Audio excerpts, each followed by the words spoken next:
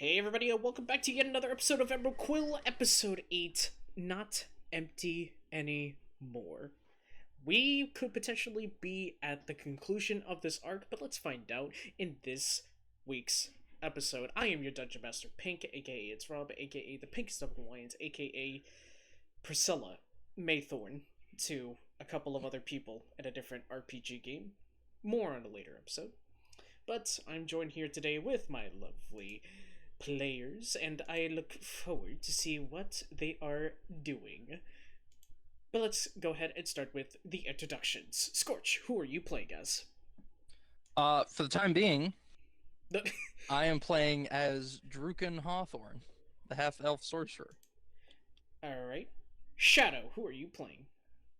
I am playing Corel, the Porcelain Warforge Knight, not Knight, bloody hell, the Wild Sorcerer. Yeah. Nice. Sam, who are you playing as? For the foreseeable future, I'll be playing as Valka, the rogue kobold. Alright. And Robert, who are you playing as? I am playing as the NPC Veraxan, the Eladrin Ranger. Very, very nice. And of course, we do have in the group, we do have Tuunak and we do have Alvrarz, but both of them are not available to play tonight, but that is a-okay. The story shall continue on, and of course we have the lovely spectating homies in the chat as well. Very much looking forward to see how the session goes, but speaking of session, who wants to do a little bit of a recap? What happened in the last session, y'all? We ended up fighting the quote-unquote perfect variant of Torel. Mm-hmm. We won with a few sacrifices, but we survived. And would you say perfect bitch boy? Yeah. Oh, I love that. And last we saw Preacher Davis was coming around to Kiva, who's still freaking out right now. We lost Drukin and Alvrarz. And They've almost both been brought back lost in different ways, Kiva. it seems. Yep. Yes. We are taking casualties. Yeah. Meanwhile, Tuunak's just chilling in a bunker. Tuunak was drilling in a bunker. Valka was completely fine watching everyone not be as fine as him. Yes. Seems about right. Alright. Alright, so that's that's pretty much what happened in the last session. Y'all went through a pretty intense combat session. Yes, we did experience 2 deaths, our very first of deaths. In the campaign, y'all were resurrected. Y'all had your individual dreamscapes of where we're going at. Drukin, yours was pretty interesting in particular, considering that you resurrected with runes all around your neck. So let's see what happens in this session, but they are correct. And we also did see the return of Emily through the shrubbery as Teddy caught track of her scent, and Teddy immediately went to her. And we ended the session, of course, with Preacher Davis coming from behind the shrubbery, just next to Emily, and that's where we left off. So, Preacher Davis is looking with sheer curiosity to the group, mostly eyeing Torel with great curiosity, but then looks to the rest of you and goes, I've watched you.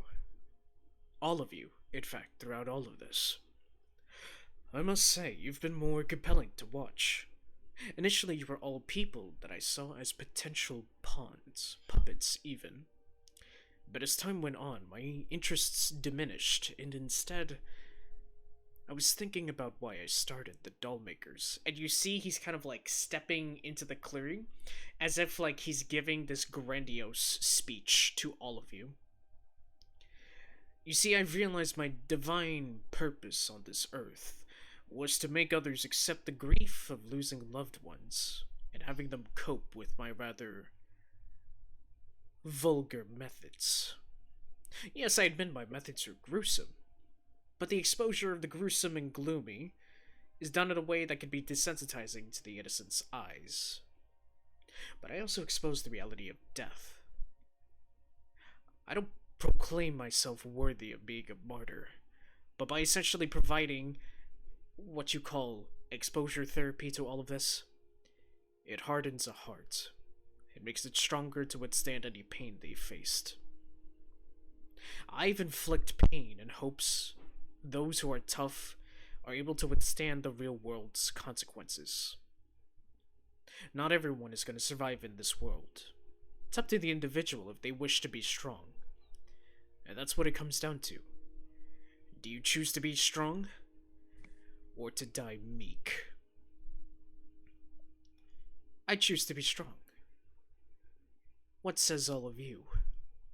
And he kind of looks around, awaiting a response from anyone that chooses to speak up. Am I still freaking out? Because I'm guessing I don't exactly have complete choice over this, I'm guessing, PTSD attack? Yeah. Cool. Death is too slow for me. Like, just, like, reaching... Well, no, he still has the back. Well, no. Just somewhat reaching towards his back. Okay. But it is clear that, like, it's not I'm pulling the trigger first, it's I'm ready for a trigger to be pulled, no matter whose it is. Gotcha. Kind of looks around and eyes you in particular, Drukin. Dear boy,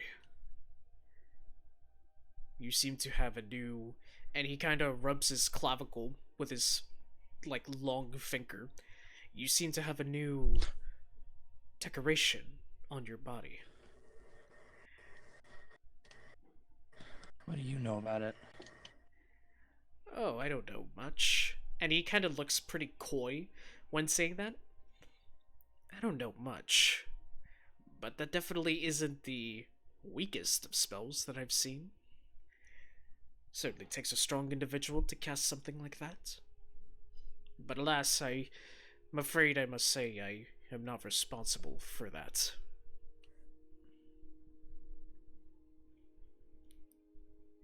How about we initiate something? A proposal of such. You see, I don't wish to fight you as much as you probably don't want to fight me. Look at you. And he, like, looks and points out your injuries. You're all beaten up, close to death. You are no use to me when you are close to death, because you are no longer useful to me. But I am but a bargaining man. You see, I will let you all go. You can leave. Not another drop of blood can be shed. You can all just leave, on the condition that you do not return back to the Crimson Fields. You see, you've already tarnished the lands with the amount of stuff that you have already done in this area.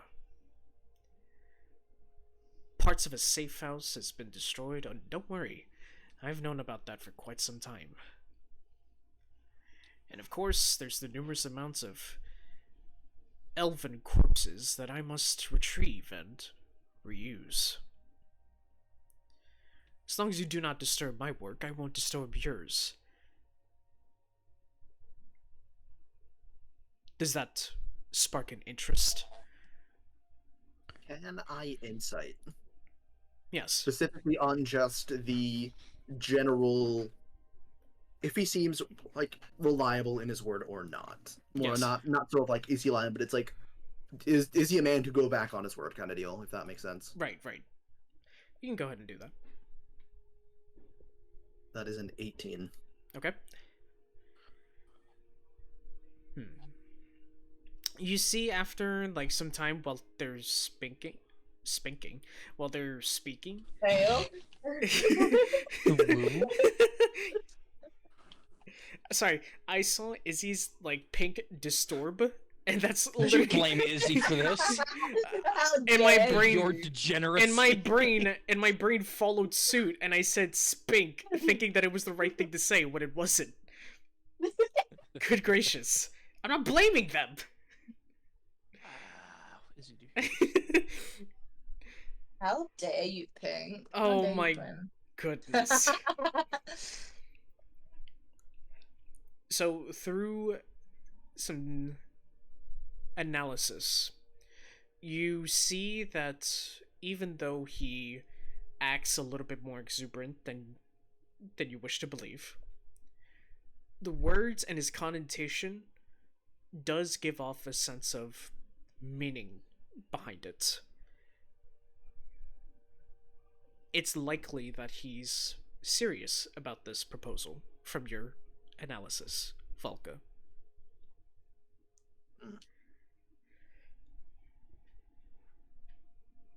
Oh, come on now. I'm letting you leave my land. No intrusion, no interruption. You just leave, but you do not return. Is that a fair deal? Volka kind of is at this point now looking towards the rest, since he does not know who this man is in the slightest. You do see Manchester kind of like cock his hat to the side and like clasp like the brim with his thumb and finger. It just kind of like rubs the hat in between his fingers out of like nervousness. And he finally looks to the rest and goes, I don't really think we should afford to get ourselves involved in any more bloodshed. I do find myself a little bit more limited on my abilities.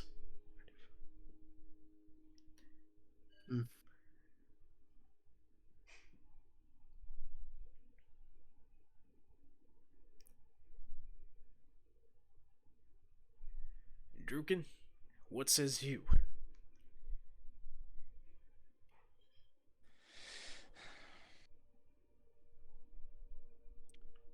Drukin takes a moment.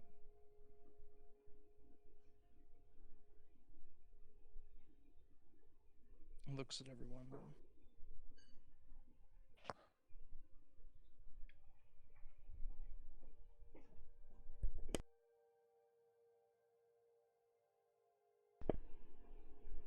What do I say?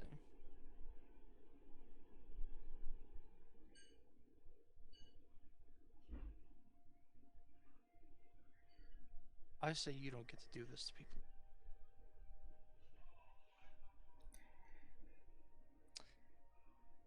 And I'd like to throw a firebolt at him.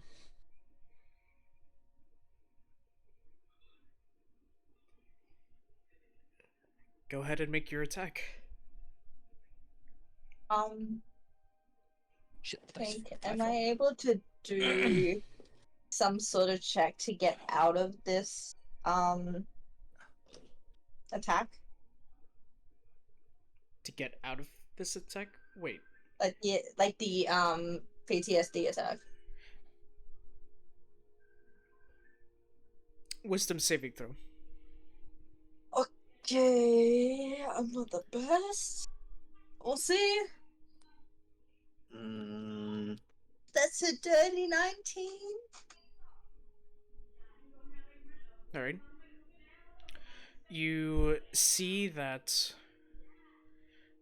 the hallucinations that are and the sounds and the various noises that you hear throughout your head, whenever you see the overall just cacophony of emotions that you feel, somehow in some way you are still able to process the thoughts as best as you can.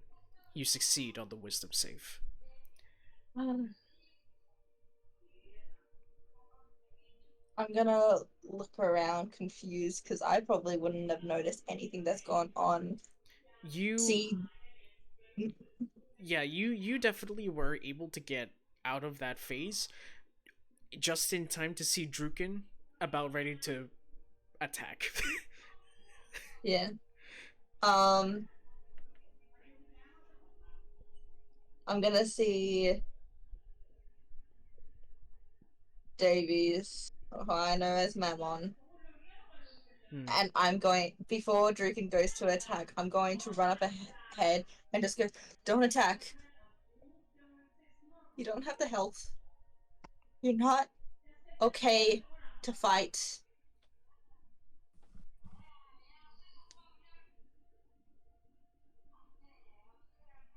Scorch.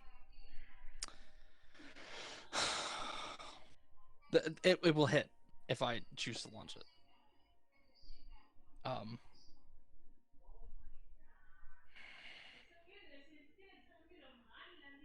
Why shouldn't I? He attacked us, killed all these people, killed Donnie, the people that have helped us.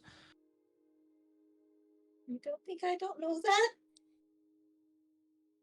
But also, look around. If we attack, he'll bring us down.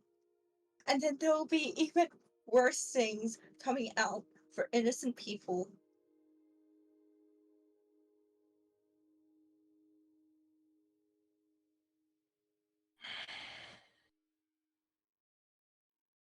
Look, I don't know what happened when he came out. I just know at some sort of point he wants me. I know that. At least a bit. He wants what I have that not a lot of Warforges have. Almost none do.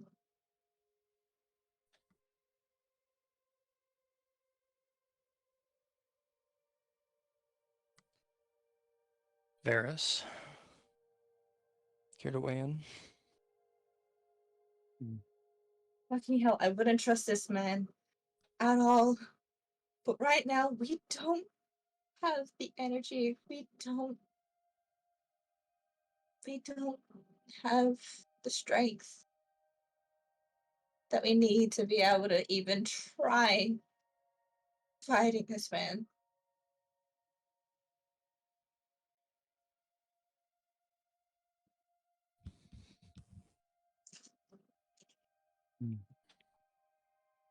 I don't know much about Davis. I only know what Emily has told me about him. I agree we're not in any condition to fight. But ultimately the choice is up to you. You see Emily still in shock and goes, "Kill him. He's done far enough to my members. A lot more than what I can bargain for."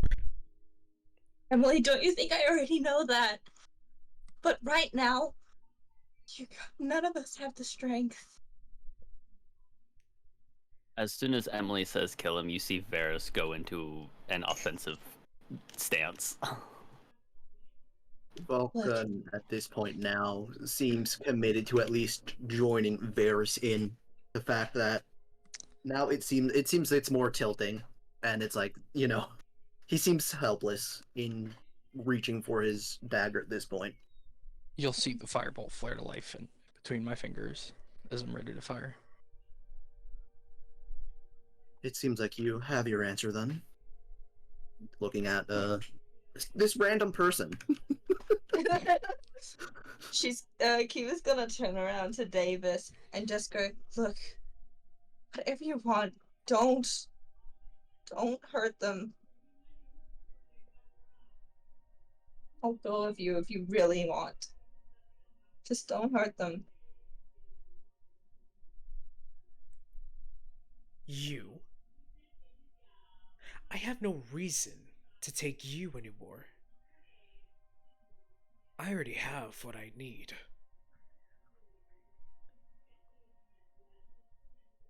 She knows. and he points to Emily. Or I should say, the other one knows. And Emily looks at Varys, and Varys, you see her mouth the words, "He's got brandy."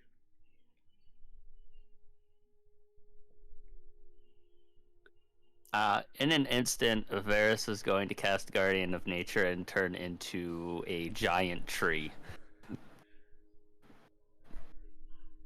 Guardian of Nature. Can you clarify a little bit about what that does?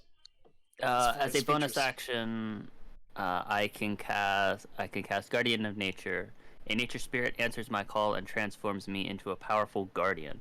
The transformation lasts until the spell ends, and I get to choose to take the form of either a primal beast or a giant tree. Upon taking giant tree, my skin appears barky, leaves sprout from my hair, and I gain the following benefits. I gain 10 temporary hit points, I make con saving throws with advantage, I make dex and wisdom-based attacks with advantage, and and while I am on the ground within 15 feet of me is difficult terrain for all enemies. Golly. Alright. Fuck yeah.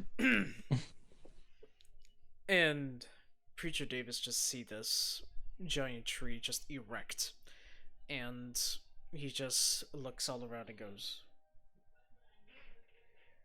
"It seems you all have made up your minds." Wait a minute. Yeah, never mind. All good. Seems as though all of you Sorry. Seems all of you have made up your minds. Now then, take me. And he puts his arms out as if he's making the motion to, like, hug somebody. And he goes, "I won't fight. Just take me." And Can I do an and he insight to check? gets on both of his knees with his arms out, cranes his head towards the sky, and closes his eyes. Can I make some kind of check to see if there's something like if there's like a magic going on with him? You can. And I- Shadow, what did you want to do? I wanted to do an insight check to try and figure out if he, like, from what I can see, there's something going on if he actually reached the immortality he wanted. Okay. Go ahead and make your rolls. What am I making? Arcana, perception. It would be Arcana if you're going magic. God damn it! If I could stop throwing That's the dice an- off the thing. That's a nat 21 for insight check. Where did it go? There. You try to look into his true intentions, but from his expression on his face seeming ever so relaxed, there's nothing really that comes off as manipulative, conniving, or tactful about his appearance. He truly is a rather vulnerable figure right now.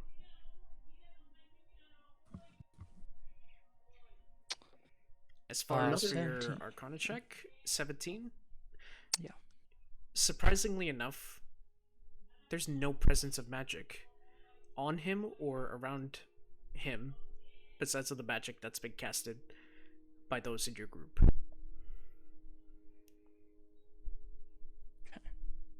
Is it only Tuunak that has a bag of holding? I believe so. It is, isn't it? I believe so.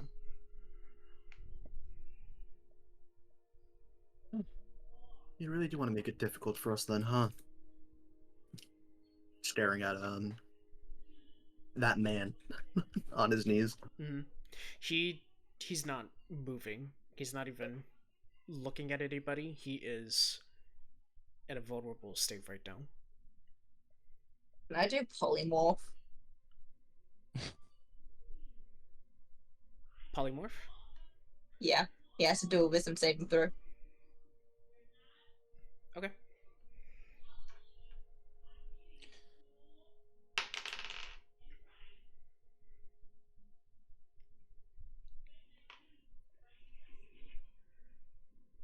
$24. Oh, yeah. No.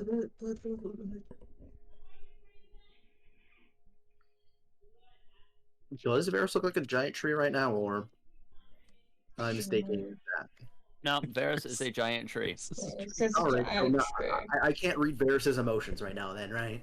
I mean, you can. It's just my skin is barky and there's Oh, leaves okay. growing out of my hair. Like I'm I not thought you- actually a giant tree. I It's just thought like you really were. So it's like, no. I can't read the emotions of a tree. So Man said, transform! Tree. Tree! Oh my Giants! god, it's Roll ASDF movie. Tree powers activate. Alright. Yeah, to clarify, Varus isn't actually a tree. They just have tree-like properties now. I can still move. Yes. So- And My bad. no, what else did you have in mind to do, Sam? Oh, and I was asking if Varus looked like he was about to pull the trigger. Oh, okay. Like Varus getting is close- furious. Yeah, I'm Very just furious. I'm waiting to see. Well, I'm keeping an eye on Varus to see like what he's about to pull because like I am. Buck looks slightly more concerned. And he finally bows his head down, and he's looking at Varus, and he goes, "You did your best.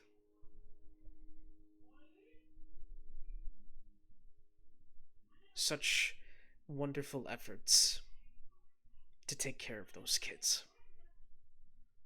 How did that work for you?" Man is taunting me right now. And he flashes the toothiest grin at you.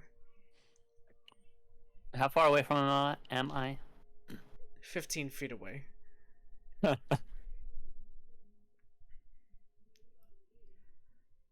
Uh-huh. Your daughter's quite the fighter. Can't say the same about the other one. She's weak. And if I had more time, that wood elf of yours would have been the same. I'm gonna try and kick him in the face to a point where I hit him right in the mouth and pin him down so my foot is on his mouth so he shuts the fuck up. So you want to kick him, and then you want to try to grab... Basically I'm just kicking him in the face so he falls down and then just holding my foot in his mouth so he shuts up. So a kick to knock prone, followed by a grapple check against his mouth? I guess. Roll to attack with advantage. Hey. Just unarmed strike, I'm guessing. Yes.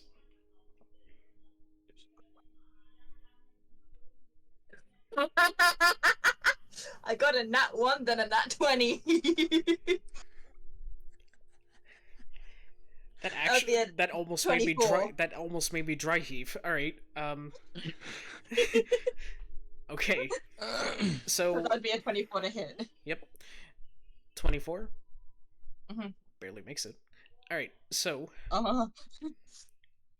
you go ahead and you make the kick. I am not going to say that you knock him prone, but he did stagger his weight a little bit, and he had to catch himself with one hand. And he looks at you slightly bewildered and goes, "Oh my.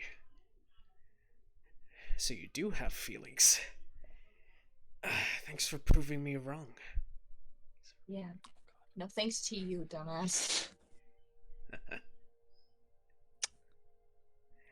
Emily. They're quite the feisty one, aren't they? Just like her? Shut up. I don't think I will. Besides, This porcelain teapot didn't kick me hard enough.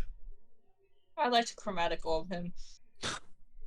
Can I see that Emily is getting upset or angry at this point? She's like, there's tears going down her face, and she's like, you can see she's clenched and she's white knuckling her own like weapon to the point where you can see blood seeping out through her fist.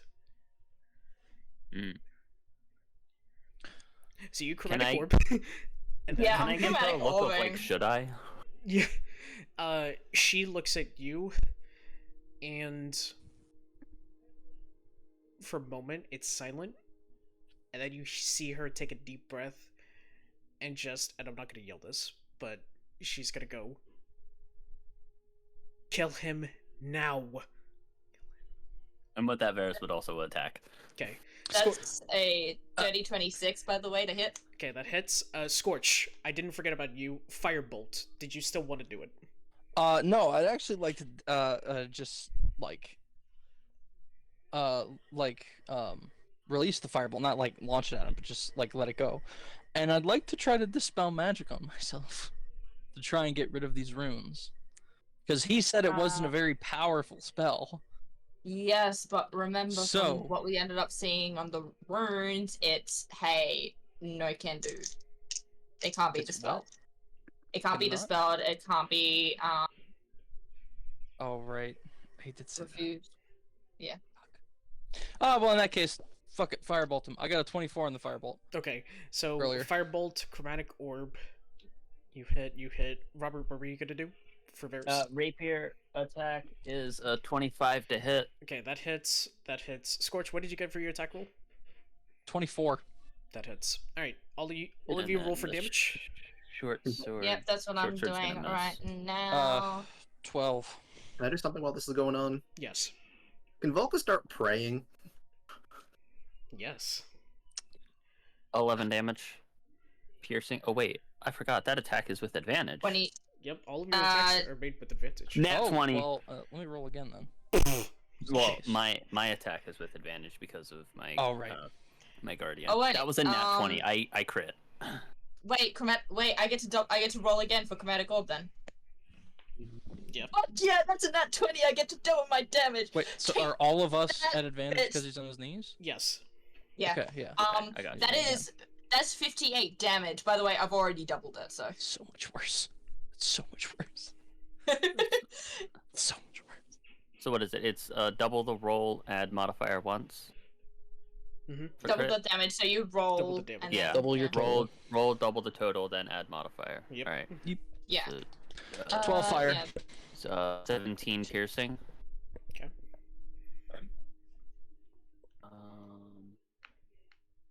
Yeah. By the way, that was acid damage for the chromatic orb. Oh wait, and second roll for the short sword. That also misses. Okay. Can Teddy make an attack? Yes. Teddy's gonna go with a claw attack again. That is also a 25 to hit.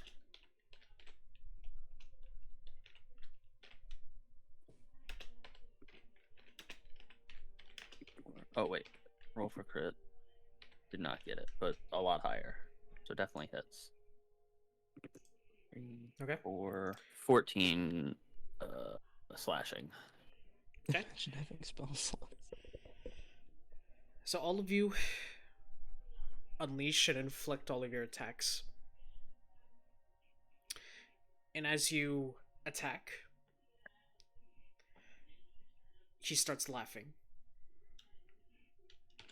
He starts laughing maniacally. Every time that you hit him, there's blood that's coming out. And you see that his hair becomes more disheveled.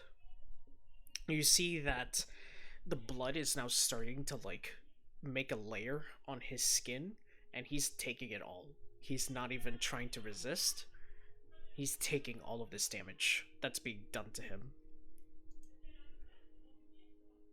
The resulting damage does in fact make him prone, but he's kind of like feeling his torso, so his fingers can actually dig into the wounds that are left by the physical and piercing damage. And he's like touching the inside of his wounds, and he's like looking at his fingers after he takes it out of the wounds, and he is satisfied. Finally. Now, you see him attempt to get back up. What do y'all wish to do in the meantime? Have Teddy sit on him. Grapple by sits. Yes, grapple by sit. Ugh. I'm gonna Ray of Frost him while he's on the ground. Okay. So to hopefully like freeze him in place and keep him prone. I can double that Ray of Frost to make sure he stays down. And for Teddy, they're just gonna sit on. They're thing just we gonna have sit on advantage. Preacher Davis. Yep. Just or lay, just full weight on top of him. Okay, you just see Preacher Davis says, "Oh no! Oh!" Squish. What'd you We're get, still Scorch? We're still advantaged, right? Yes. That was the advantage. Thank because he's fuck! I got a prone. dirty 20. The first roll was a 4. I got a nat 20. Let's go! You don't know what's my luck today. 2d8, yeah. Did you say 20 or titty? Either way, it got my attention for sure. Roll for damage. 10 frost for me. Okay. That would be 15, so 30 damage. He's looking extremely hurt. I don't like that. He's looking hurt. I think bad things happen. He's looking extremely hurt. I think bad things are gonna happen I think so too. when he dies. So, I feel like he might explode. does the 12 do anything for me, or the 12 just kind of is me being like, nothing? There's silence. Mm. There's followed by a voice.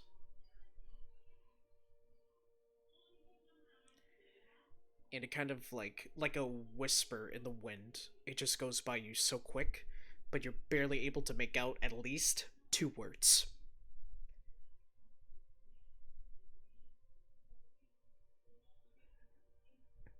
Emerald. Quill. And that's all you hear. It just whispers, Emerald. Quill. Those are the only 2.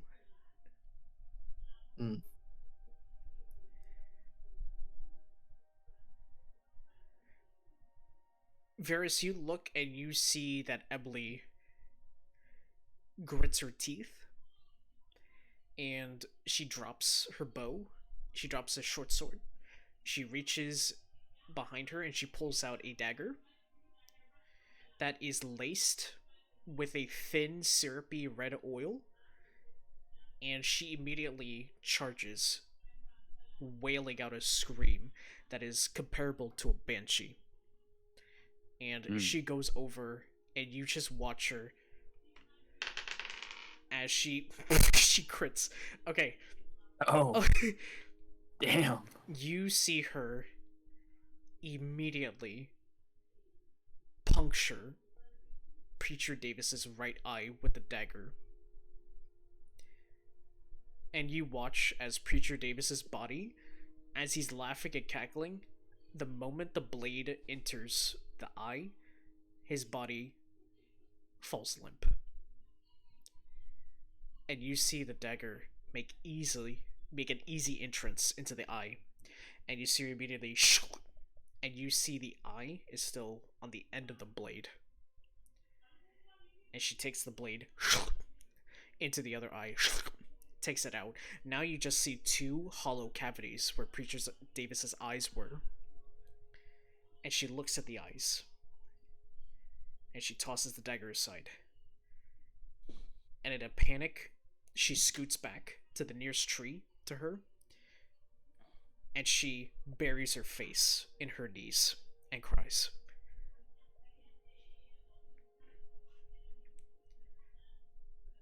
Valka, Wow. Sorry. you see, or actually, you see and hear, there's movement in the shrubberies.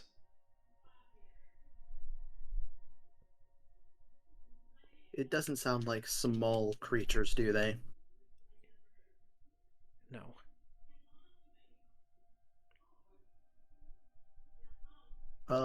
Manchester is still around us, right? Yes. Uh, can I tell that he's been picking up what I've just spotted, or like what I've just noticed? Yes. You can see that Manchester, like, he immediately cocked his rifle and aimed it almost directly behind you, Valka. And he gets on one knee, adjusts his rifle, aims, and shoots.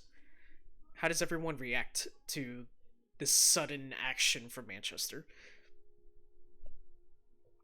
I'm going to ready another chromatic orb. Volka now officially pulls out his dagger after the shot goes off. Tries to figure out what he just shot. Okay. I think I'm gonna look around for it. Hold the firebolt. Okay.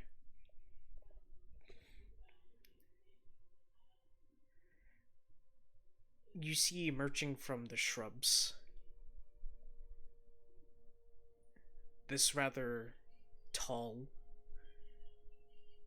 lanky, human woman.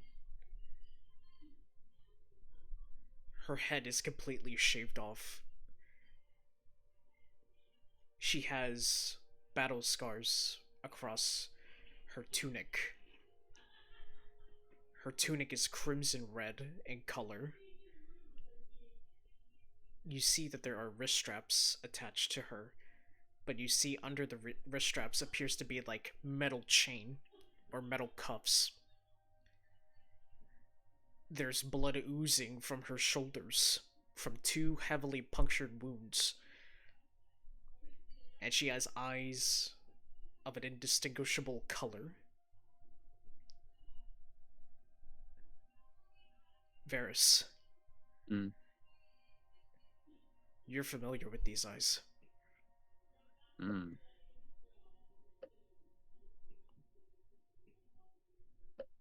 Am I now?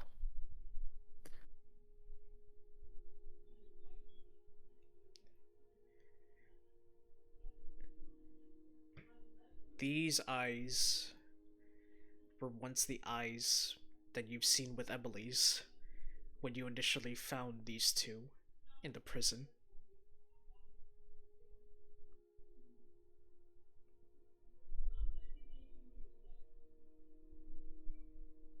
Mm-hmm. So in other words, you're saying it's Brandy. Yeah. Okay. Volka, confused as all hell, as they are still standing from that without making it any like concern of just Yeah. being shot. It's like, are you a friend You see or a foe? Brandy. I've had enough of emerging- foes. I'm not gonna lie. You see Brandy emerge from the shrubbery, and she makes a slow walk towards Preacher Davis's body. Her lips are slightly parted in shock, and she kneels down at the feet of Preacher Davis. And she bows her head almost as if it's a sign of respect.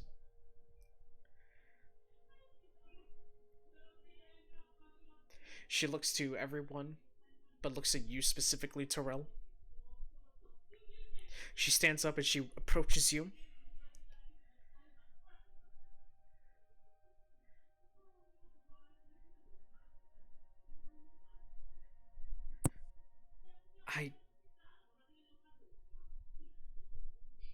I thought...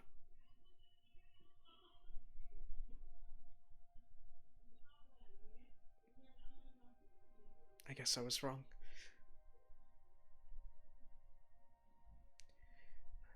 men murdered, caused the murder of the girl I saw as my daughter.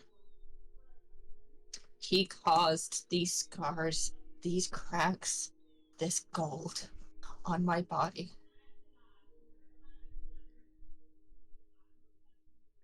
She seems rather indifferent to your expression. But she approaches you, takes 2 steps forward. So now both of your faces are inches away from each other. And instantaneously she whips her head around and looks at Drukin.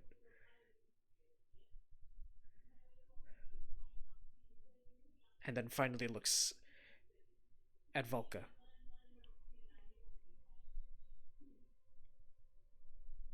You see that there's tears that wells up in her eyes before she finally rests her eyes on you, Varys.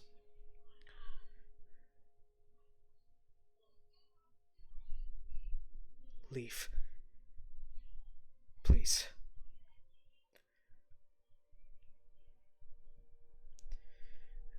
I need to begin my work. What's your work?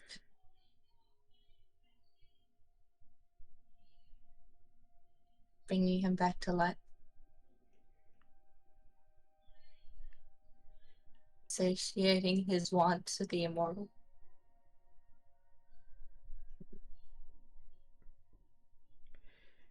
At this time, I will not answer your question. But I must ask all of you to leave. Leave the fields so I can start my work.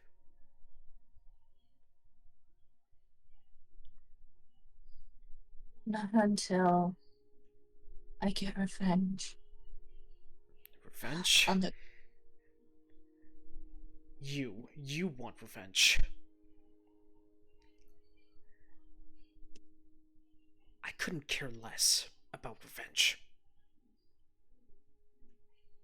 I'm asking you nicely to leave. You see she gets extremely defensive, but you see that her hand is like tucked underneath the belt loop that she's wearing, and her hand is directly next to what appears to be a sheath with a sword handle. It seems like there's nothing else for us here. Valka now just kind of tries to remember the nearest direction of town. Kind of like making it clear that he is gonna walk towards there.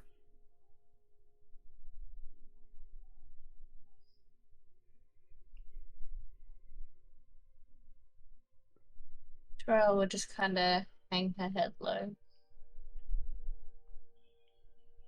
I have nowhere else to go.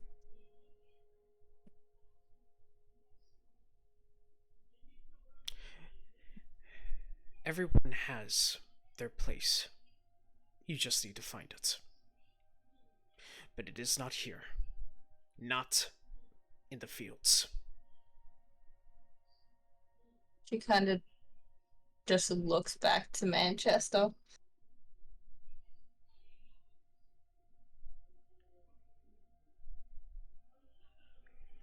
Manchester still has his rifle pointed straight at Brandy's head.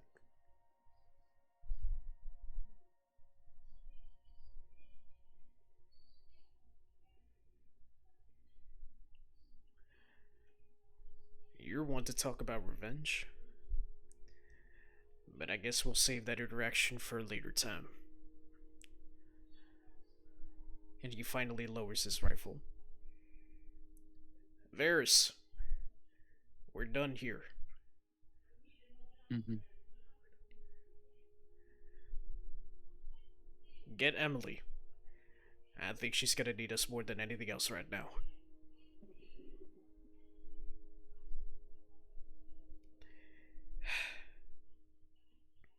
Valka. You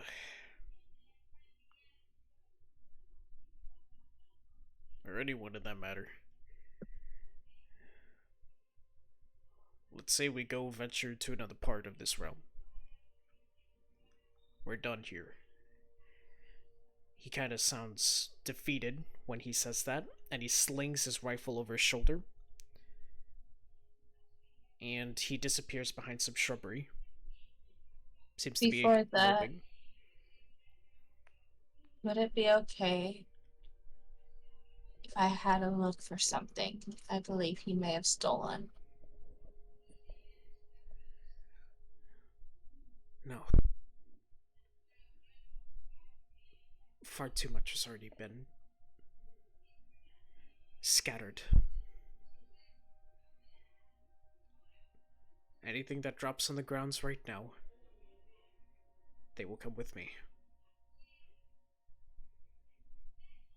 It needs to be burned.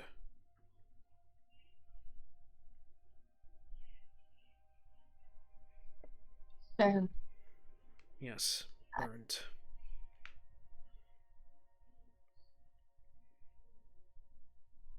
She turns around and starts walking to Manchester, holding the talisman that was given to her. Mm-hmm. Just kind of looking down at it, reading Phoenix.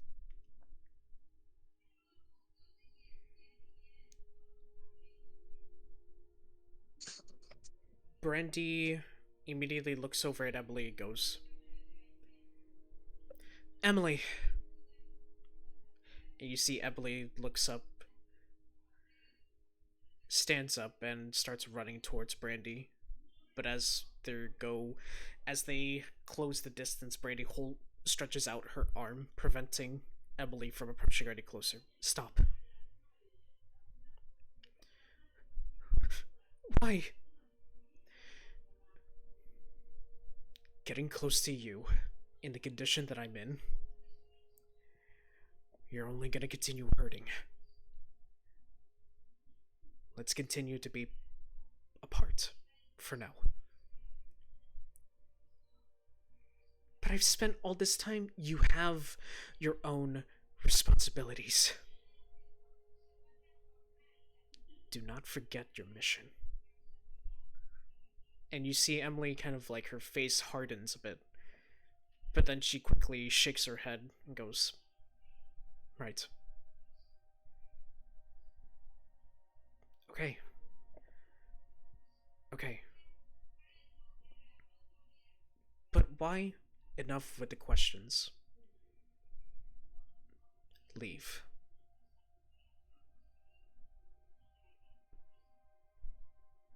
Emily looks at Varys.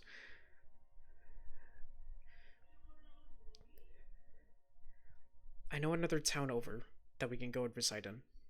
It's gonna be a bit of a trip, but it'll be worth it once we reach the town's edge. I think Valka was already starting to head that way too.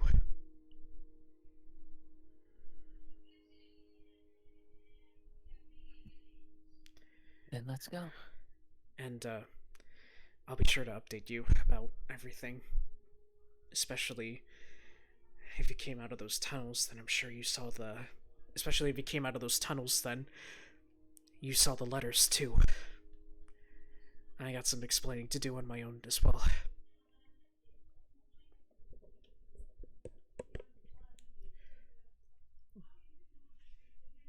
Drukin, you finally get this glimpse from Brandy, and she goes to you, looks at the runes, and she makes eye contact with you.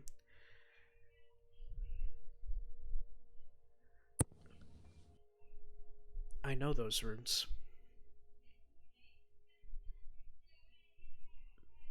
Yes. What are they?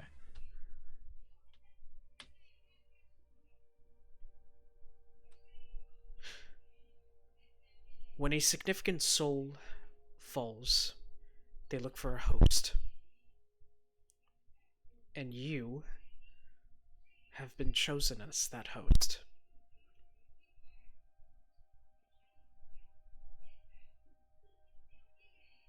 What does that mean exactly?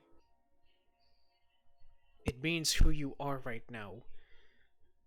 What is your name? I'm Drukin. Ming. Your identity will be replaced by another person. Your soul will be evicted from this body and will instead be replaced by the host soul that chose you.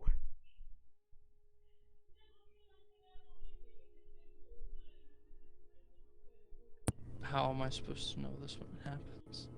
Am I in danger? What's gonna happen? Danger? A lot. A lot of danger is gonna happen. Yeah. When a soul does not have a physical, fleshed out body, they just become known as Wisp. Wisp often travel through many of ages throughout the air, looking for a feasible host. Many are not successful, because they do not possess the mental fortitude to choose a host and remain committed to one. This host is committed. And they're clinging onto you real tight. The runes are red right now, but once they turn white, the runes will disappear, and so will you. You need to find the corpse or the skeleton of whoever that host is. And you need to fight them. How am I supposed to know who it is? There'll be a ringing sensation in your ear. This ringing sensation in your ear will happen from time to time. In fact, considering how fresh those runes are, I would say that ringing is probably going to happen within the next 2 or 3 hours. There's still some daytime, so you'll be able to traverse. The ringing sensation will be extremely painful. So I hope that you have some physical fortitude to your name. But when the ringing becomes constant, that means you're getting close to the host's original body. When the ringing becomes extremely unbearable, you simply have to be incapacitated next to the host's remains, so that way you can encounter them in a dreamscape and fight them off. The rune color right now is red. It will go red, yellow, green, black, white. Try not to let it get to white. You already know what happens when it's too late.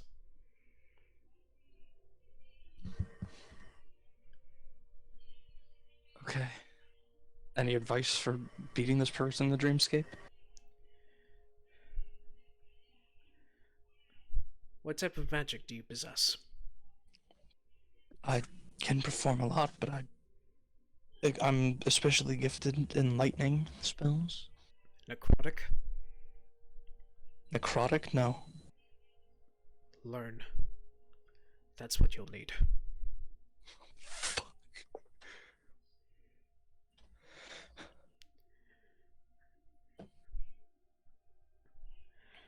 She then steps into the clearing so that way everyone can see her. You have 15 minutes to leave this clearing and to leave the fields. I've already divulged too much to all of you. I must start preparations. 15 minutes. Go. And she disappears into the shrubs as soon as she's finished with her speech.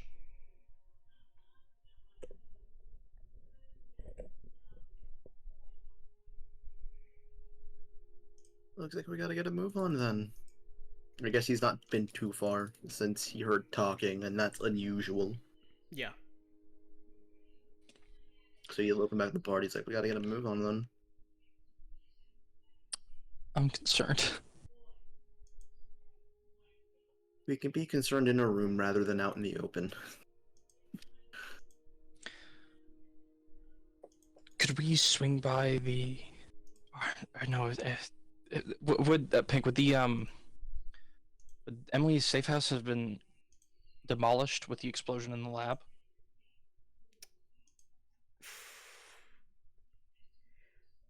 I'm thinking about the necrotic runes there. You would know that the majority of the floor has been broken off, but you don't really know the true state of that safe house unless you went back into it. Do we want to go back to it, guys? I'd rather not waste the 15-minute timer we've been given That's from totally fair. the person who tanked a whole bullet and probably some other stuff.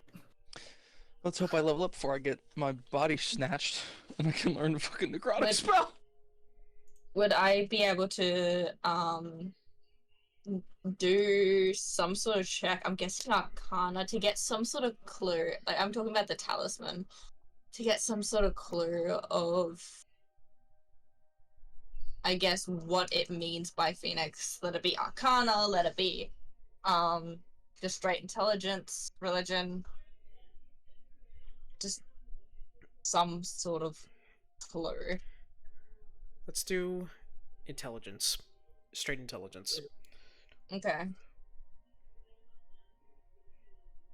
That would be a 19. I've been getting really good rolls, holy shit. The usage of the word phoenix has often been very protected. Phoenix is never really something that a lot of people would use in typical conversation, and is often revered as a sacred word. So the fact that it is on this talisman means that this is of sacred value, that the talisman has been embedded with. And they said Phoenix was written on my back, was it? Yes. Which means you are also of sacred value.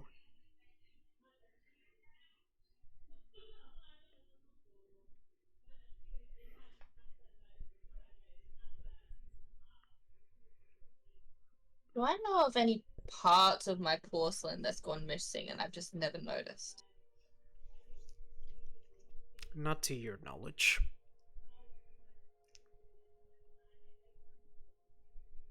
Hey Manchester, What is it? can you have a look on my back? I'm just thinking.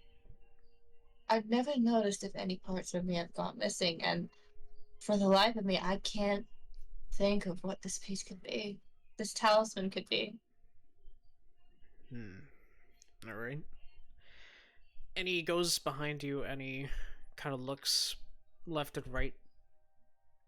And after a couple minutes of silence and grumbling, he goes, "You know, I'm gonna be honest, I don't really see anything that would erase such curiosity, or any suspicion as far as what the talisman means. I don't think it's a physical implement. I think it's more something that you would have to wear, in this case, outwardly."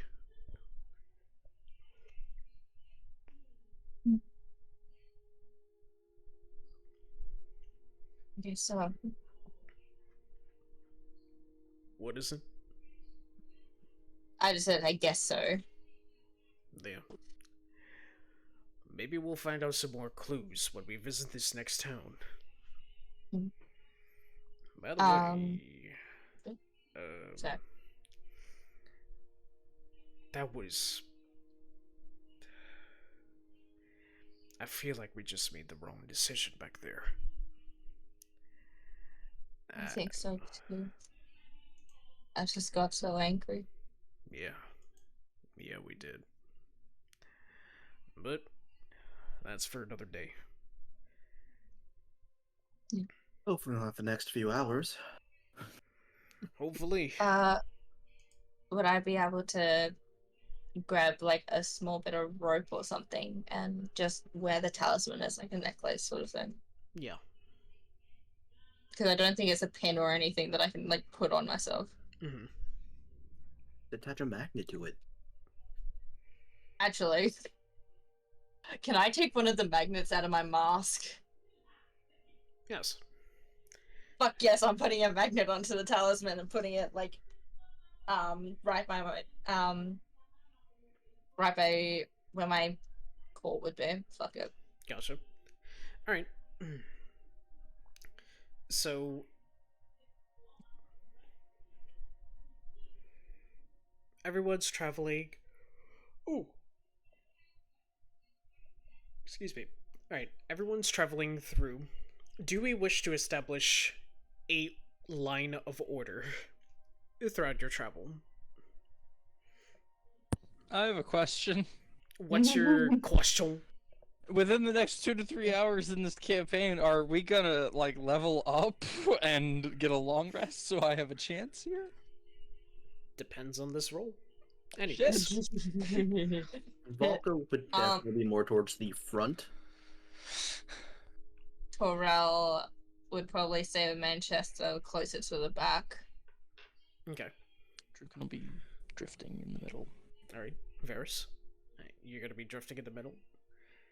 Yeah, I guess. Okay.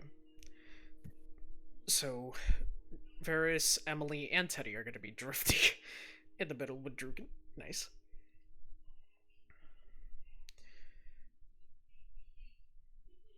Valka, you do find eventually a set of roads. A set of roads that you know leads to one town, and it's on a dirt path, but you see another part of the road is also a dirt path, but you see that there's like stone outliers throughout, and you just see random pieces of like stone shards on one end. Y'all encountered a fork in the road, essentially. So at this point, you're out of the clearing. You did make your way through some shrubberies before you were quickly able to discover this, and you're at a fork in the road. Just to reiterate, left side, dirt path all the way, but the right side, yes, it's a dirt path, but there's a lot of rocks broken and sliced into shards. Valka, for your knowledge, you know that one of these paths, the left one, leads to a pretty rural area where it is pretty unique, and notable landmarks involves large mineral deposits. The other leads you to a coastal town, and it's heavily populated, and the networks of alleys and underground networks are your best specialty. So that's going to be your most knowledgeable town. Is it home, though? Are you telling me that I gotta find a road to home? It is home. It is home. Valka looks back. Was it Emily that said, "I know a town"? Yes. Right? Yes. Look for them and kind of be like, which way are we going? You said you know what place? Yes. What was it? Bio. It's the... Oh my goodness. Wait. Varys! And she immediately looks with, like, great awe. Bio, the Jubilee Festival. Oh my goodness, there's gonna be so many people coming from, like, different coastal regions and other parts of the world. I think we may be able to encounter some people that's gonna help with some of our magic problems, and it's gonna be a great opportunity to restock on supplies, for sure. Home.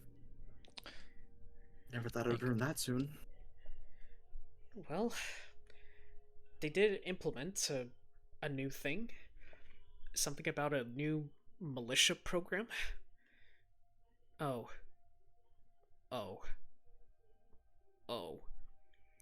And her face drops, and you see Emily's face drops, and she immediately, like, fast walks to you, and goes, "This is gonna be a problem.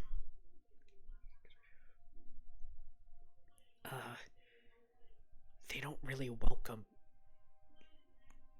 constructs." That sounds like a them problem then. Yeah. I remember the last time going into that town, they kind of sold constructs as currency rather than actual things. They can try.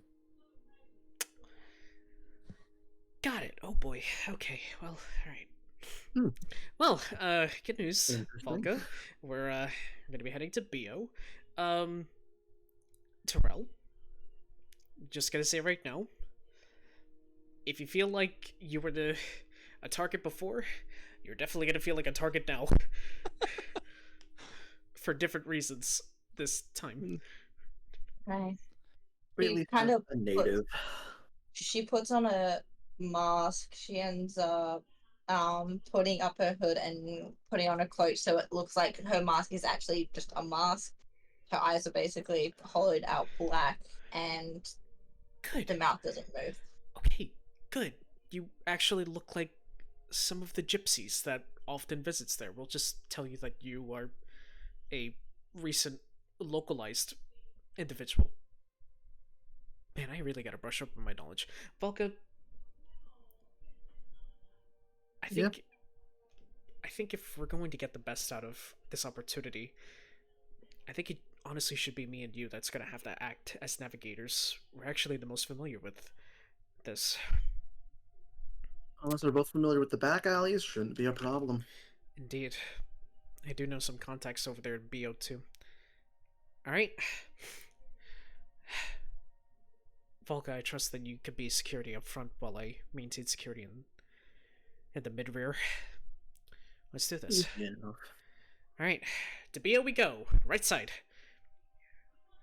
Yeah, start walking. Okay. What was that, Scorch? Can I hear the ringing yet?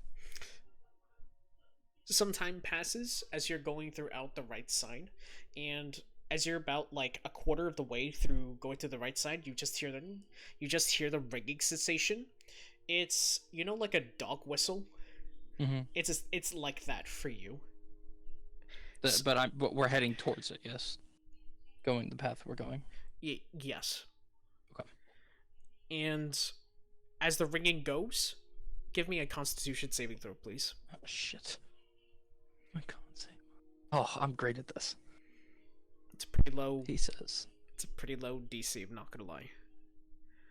Yeah, 11? Sorcerers Come on, Scorch! I got a 4! Oh, God. He had the same con as me. Drukin, you can't handle the ringing sensation as you just unconscious on the ground. Wait, is it actually like knocking me out, or is it sleep? It's sleep. Okay, I can't be put to sleep. Magic sleep. Put to sleep by magic. Oh. So nothing actually happens Suck it, to you. con save! Didn't need you anyway. Fucking 4. All of a sudden you see an arrow comes through, is like, this will do the trick. No, I'm Listen, kidding. my name is not Donovan Damien. You're not taking me out like this. Okay. Who would like to be elected? Actually, talk amongst yourselves. Who would like to be the representative for a D20 roll? I think I'm happy to. I'm gonna. What is this D20 roll for? It's gonna be random. I've been getting fucking good luck, and I don't know why. I just rolled 4. Yes. Nose goes. How does that even work? How did... You know what? I'll roll. I'll roll the dice. I'm not doing it. Oh, okay.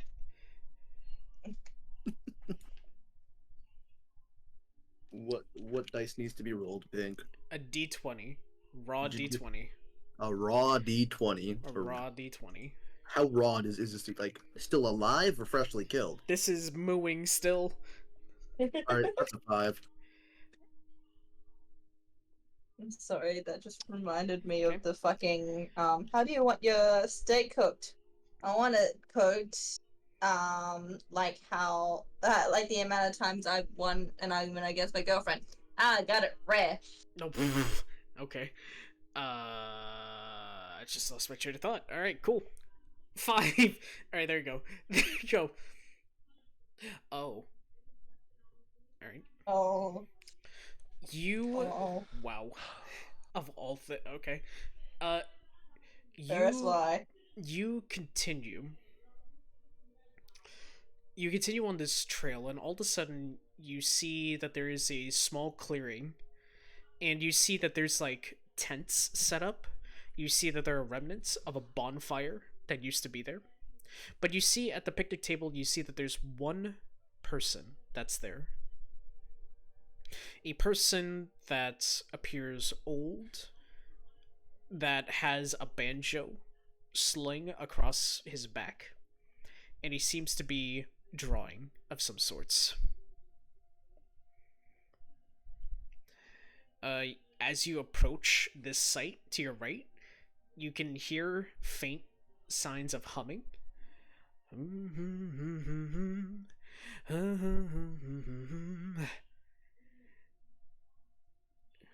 How do you react to this sight? He just straight up vibing right now, right? Like, Yep. not like you guys didn't notice us at all. Yep, no threat, and no posing of any sign that he's seen y'all. You said tents. Do you mean a singular tent or multiple tents? Multiple tents. There's four tents.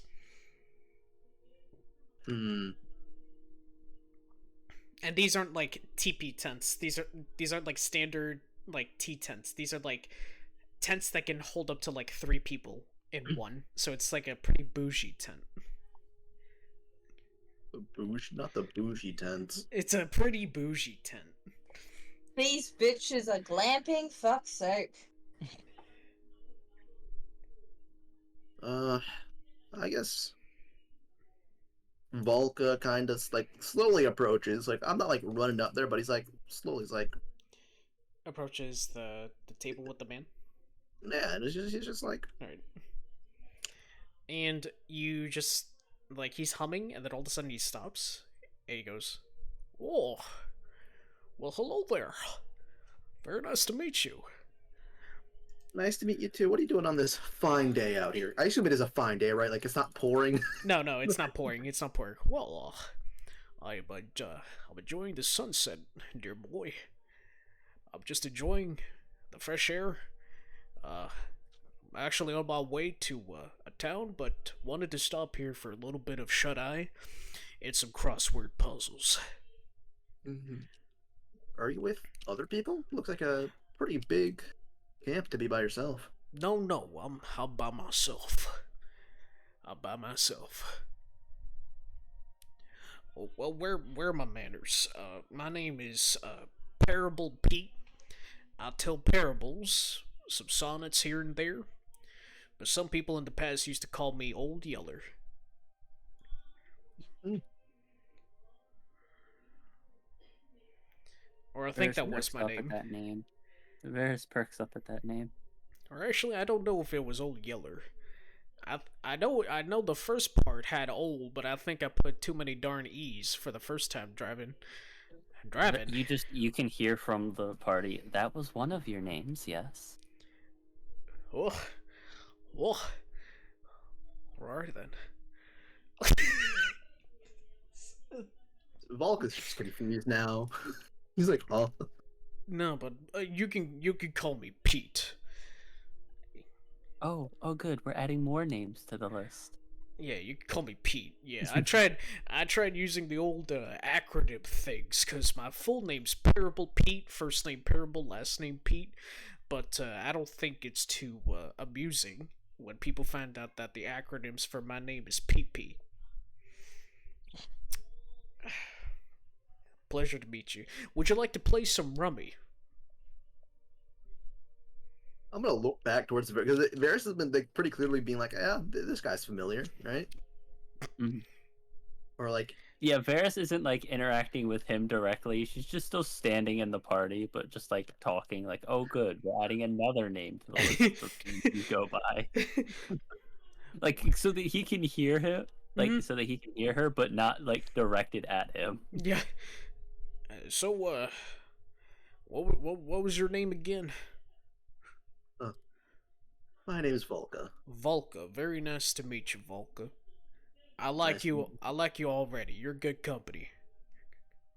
Very, very easy to be. Like Very nice. looking around at the. Wait, no, you said there was a campfire, right? Yeah. You do see there's like remnants of a bonfire. So like there's a little bit of flame there, but it's not like to its fullest potential. All right. So want to play some rummy? Or I could tell you a story. We'll look at the time. Like, how much time has passed between? Like, how much time has passed? So around the time that y'all fought the perfect version, this was like almost high noon. Now we're talking like late afternoon to early evening. So about 5 to 6 hours passed. I guess a game couldn't hurt. It'd be nice to get some rest as well. Get some food into us. Oh, very nice to meet you. What's your name? My name is Torel. You look. Sorry, You look so beautiful. that's just my mask, sir. You're telling me you're like buried treasure? Because I think you're already pretty cool.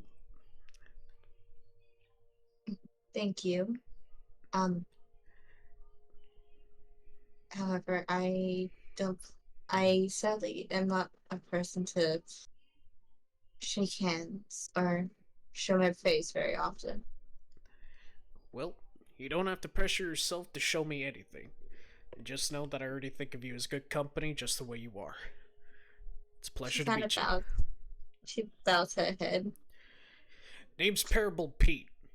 First name Parable, last name Pete. Just don't call me PP, and we're good. Understood. Thank you. Who else is part of this whole team? I see you got yourself a Hobgoblin there and a Dragonborn. I'm sure they got names, but they're choosing not to speak, but that's okay. I'd like to trudge over to the fire and walk past and say, Drukin and Hawthorne. Pleasure. Just walk by. Drukin Hawthorne. Now that's a pretty cool name right there. Name's Parable Pete. First name's Parable, last name Pete. Just don't say PP and we're good to go. This is the new goddamn quote after DD. Yeah, Pink over here creating D&D NPCs like Marvel writers. Yep. Is that a good thing or a bad thing?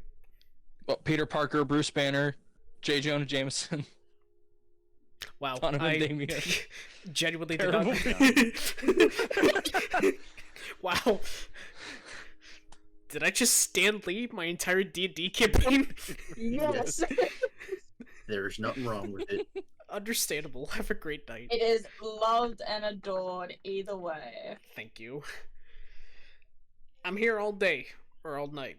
I don't know why I'm talking about I'm not PP, I'm DM. Alright, cool. Alright. I'm excited to see PP come into break into the fourth wall and stand up saying, "Welcome back to us." Welcome back. Never mind. Never mind. So Right. Valka would take him up on his offer to play a game. Doesn't know how to play it, but he's like, oh, Alright, well, okay, well, here's how you play Rummy. And he has like a satchel to his side, and he pulls out from the satchel this big bottle, and he kind of looks at you. He's like, "You're a drinker?" Not usually. Not usually. All right. That is So, an exception. well, so this right here is some pretty good stuff.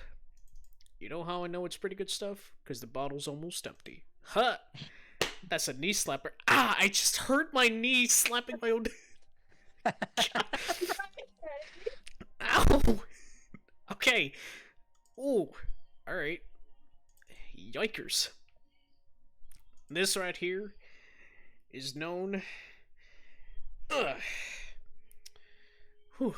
What's it called again? Hold on, I need to pull out this name card real quick.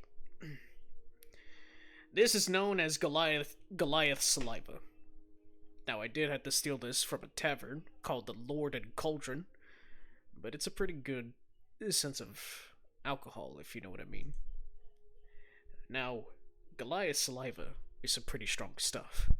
So if you don't have the ability to stomach this, we're gonna have to play the non-alcoholic version of this, called Runny. Instead, we use water instead.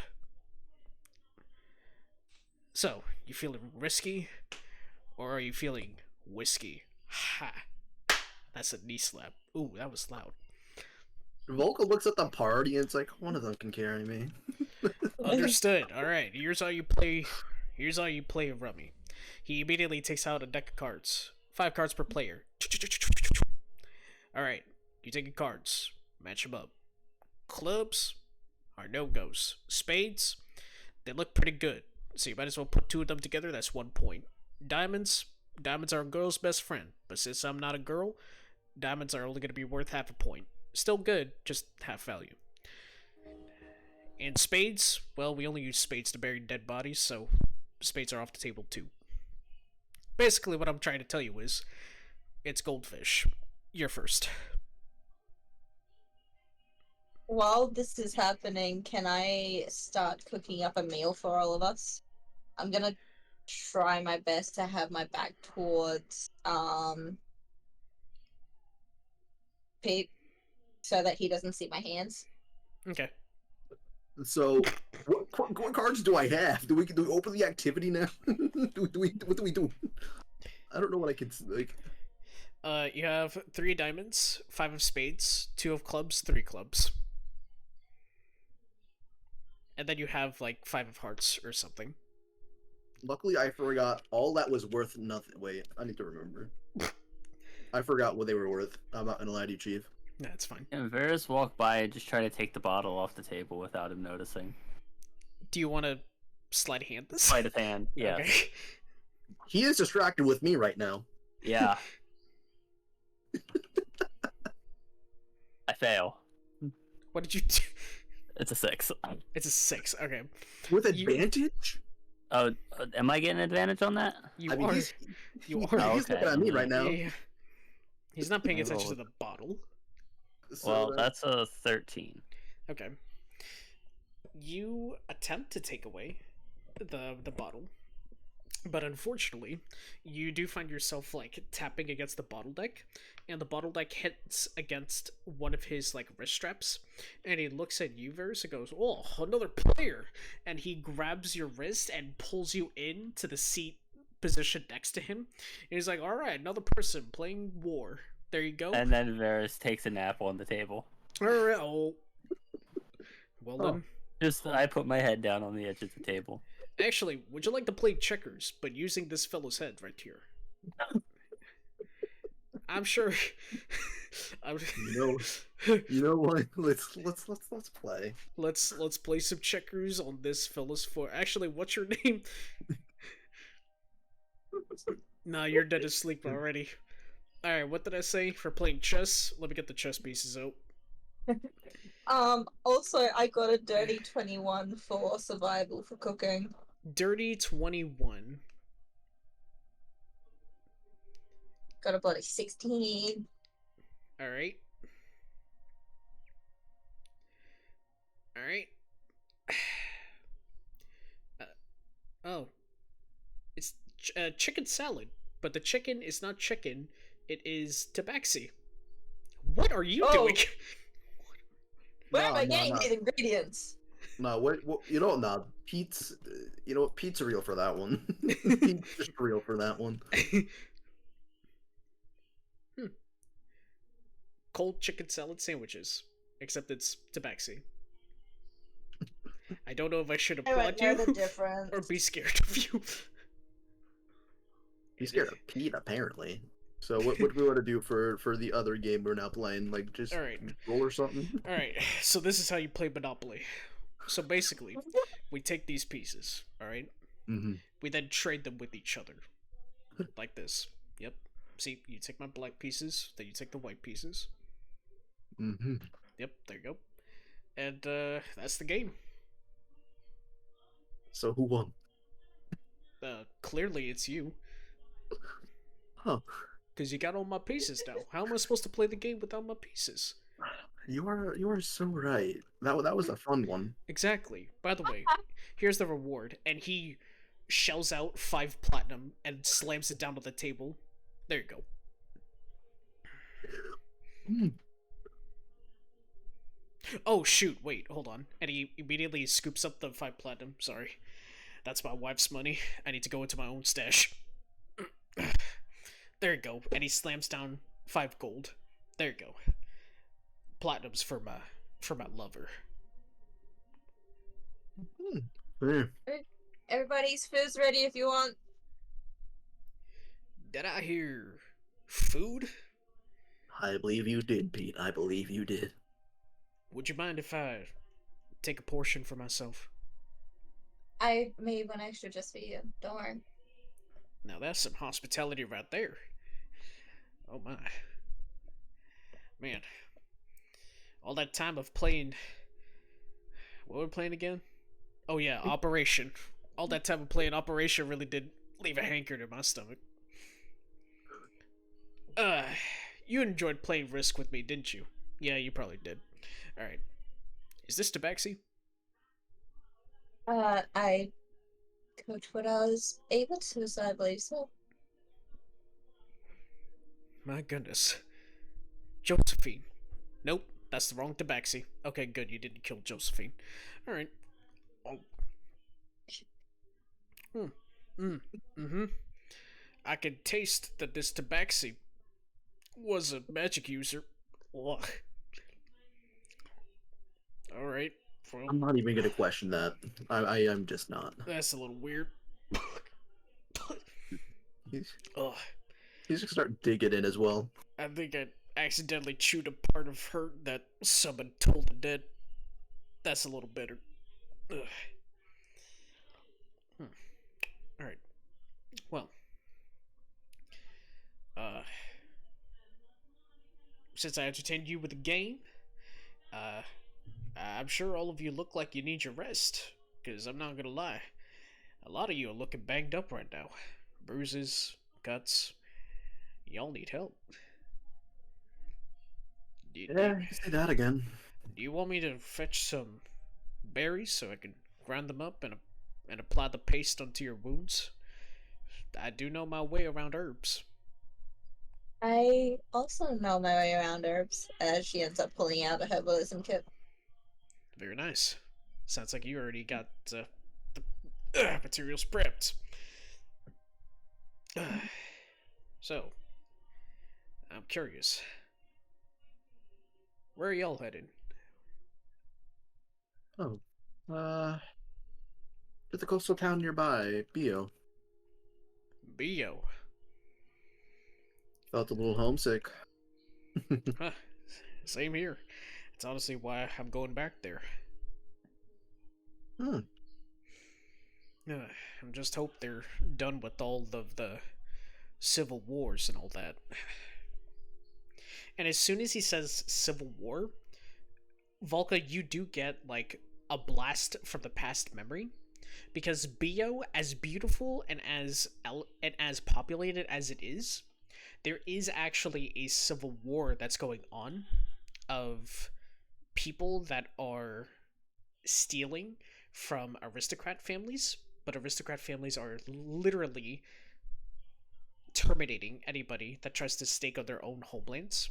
So it's literally been a battle of rich versus low class for quite some time.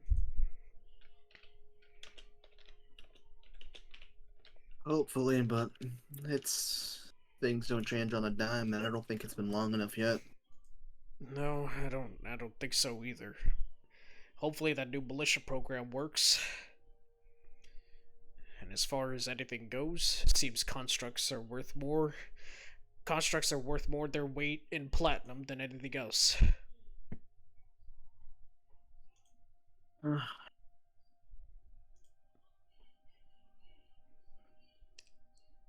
Well, only time will tell, I guess. Well, I haven't really met a construct for quite some time. The last time I got engaged with a construct, they were pretty good. Until they got disassembled right in front of me. Mm. I don't understand why constructs are used as currency. I really don't. It's just one of those things where I think constructs are just as much able to live on their own as others, but many people don't believe that. That's why they're used as currency among the aristocrats. Can I insight that he's telling the truth about his feelings about constructs? Yes. That Those- is. Ooh, that's a 16. 16, you see him actually physically getting emotional about this. He's passionate about this. It's coming from an honest heart. Torel will give a gentle smile, and extend her hand out, showing that she's made out of porcelain. It's like, oh, you just made a second one. Porcelain. The one that I met was made out of brass and copper. She ends up slightly pulling off her mask, showing her face and showing the crack on her face.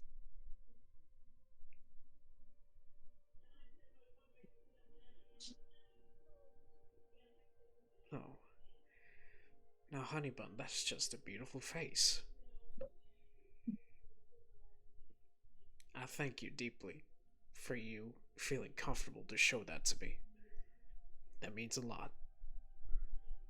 I feel comfortable that you mean it when you say. I'm trusting. You won't go telling anybody else. I won't. I won't. Trust me. I got you. Thank you. But there's also another underlying problem, Valka. You see, I don't know how long since you've last left, but the Jubilee Festival is coming up, and I'm sure you're aware of this. There's rumors of a certain group of magic users that's going to be making their presence. Hmm. They're a group of pretty grimy individuals. We just need to keep an eye on them. That's it. Do they have a name? I assume they do, or it's just been all talk and nothing official until, I guess, the grand reveal. No official names, but they do go by code name. What would that be? Moonstalker. Would I be able to roll history to see? Yes, with advantage.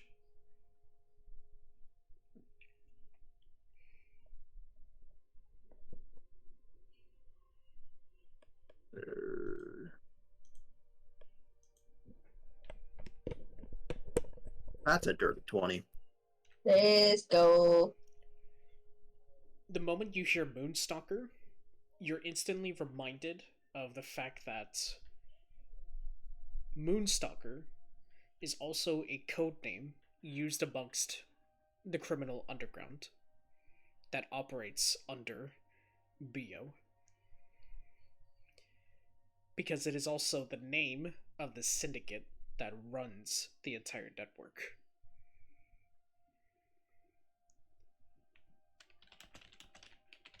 Volka kind of like makes a fist, mutters under his breath. Of course, it's those. Why wouldn't it be?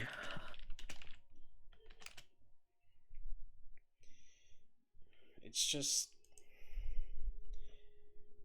so much that's been happening in that town.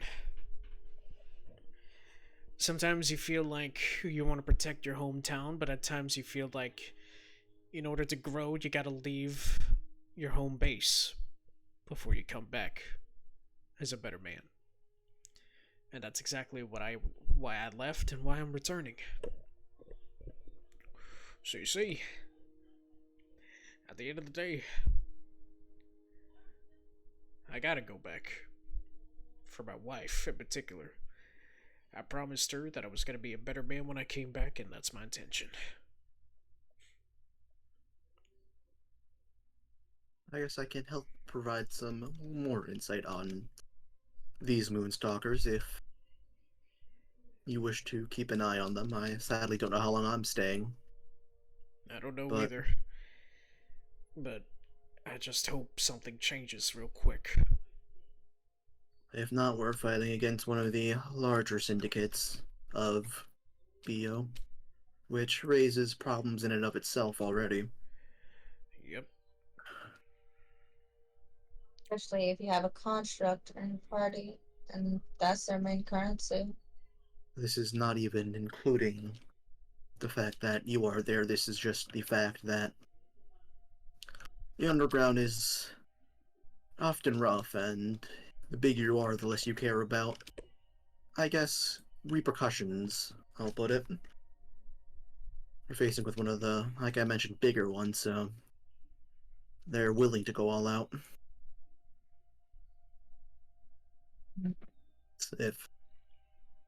If I can remember my time back there.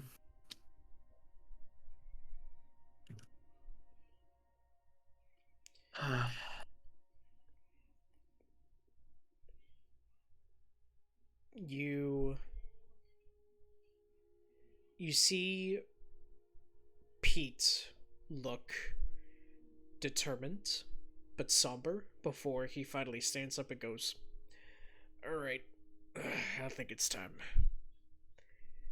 Y'all can take a hold of this campsite.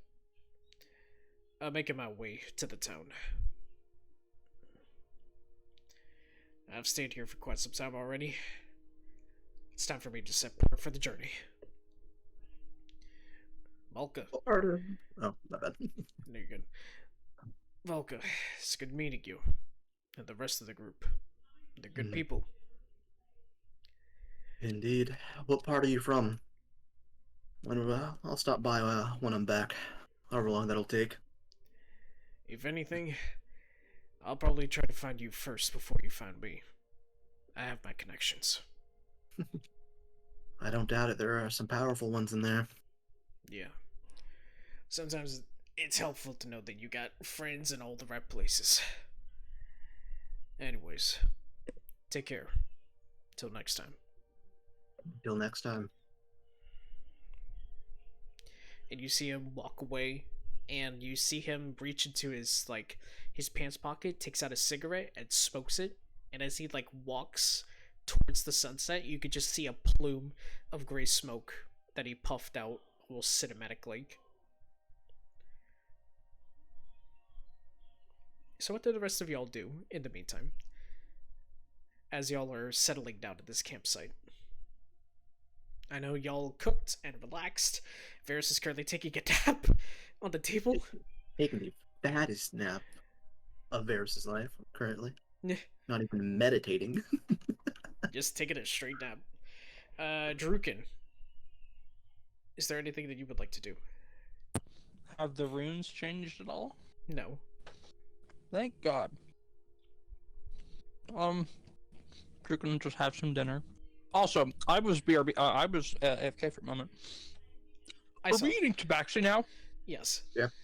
Okay, so we jumped from kobold It's a to back. tabaxi. Yeah. Nope, from Yeah. Kobold to Aarakocra to then Tabaxi, if I remember correctly. Yeah, true.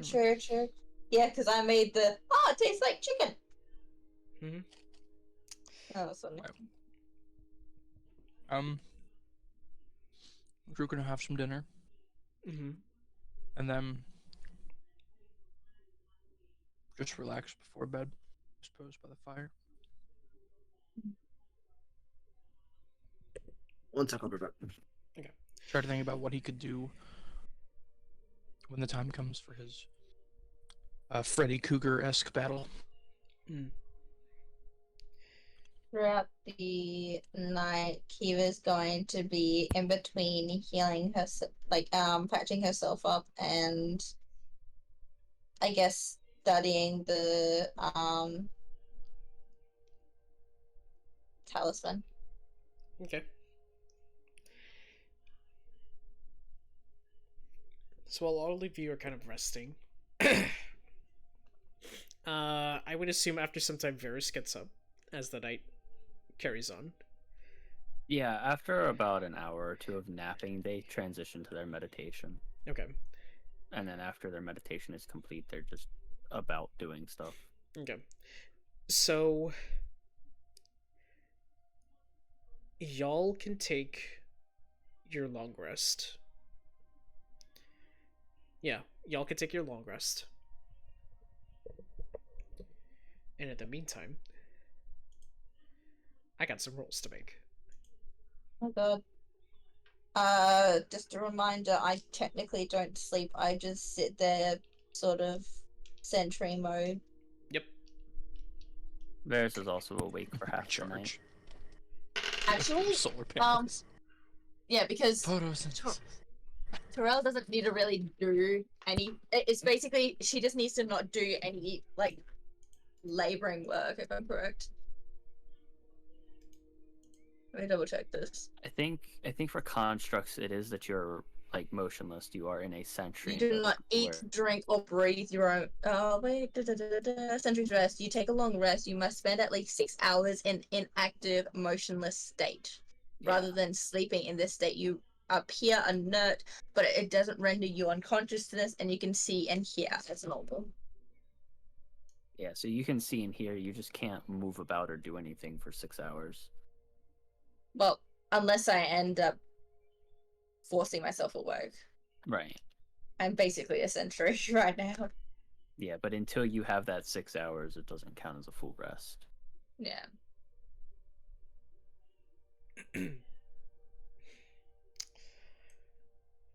As you go about the night, you're met with everyone here is met with this spine-chilling effect. For Terrell, it's more of like a fever pitch ring that rings through your ears. But for the rest, it is spine-chilling.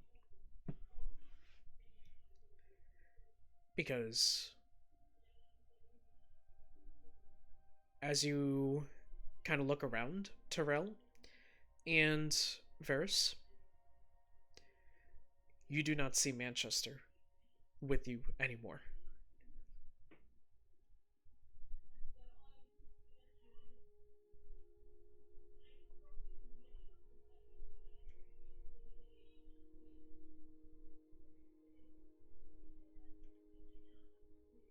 After the 6 hours sleep, because Terrell will try to go to sleep early. As soon as Pete goes, she'll probably end up going to sleep.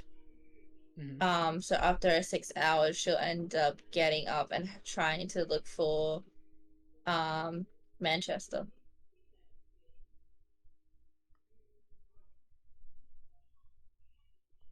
While that's happening, Varys, you end up getting into a conversation with Emily. Hey, I think this would be a great time to kind of sit down before we have to head into town about what's been happening with me. I tried. Mm-hmm. I tried, honestly. I kept thinking that I was leading the operation really well. I thought I had some leads on the White Lotus. I genuinely thought that I had everything under control, but I didn't. And I feel like I'm just responsible for everything that just happened to this group. Responsible for what Brandy did for that entire thing. And the letters... I only wanted to get closer. So that way I could figure out a weakness from within.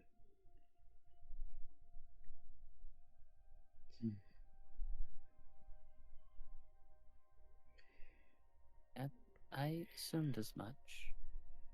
I knew you were only trying to infiltrate deeper. Yeah, and look at that. Now Dee Dee's dead. Dee Dee is now dead, and I find it so hard for me to still believe I'm capable of leading a group. It's not on you. That's not your fault. Then whose fault is it? You can't blame yourself for the actions of the enemy.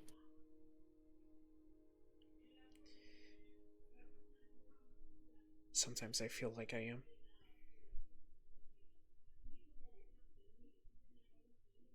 You're not the enemy. Never have been.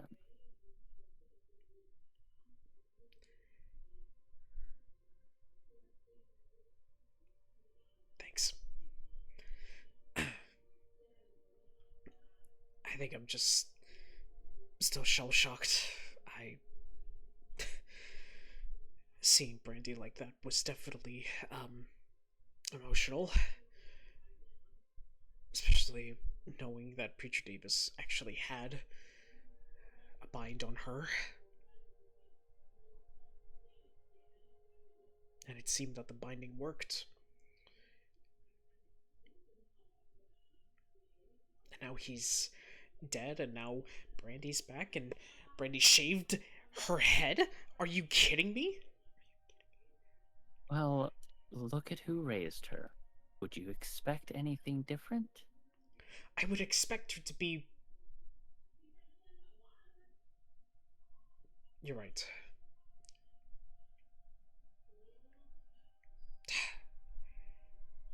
Damn it, Brandy. Why did you have to make this so complicated?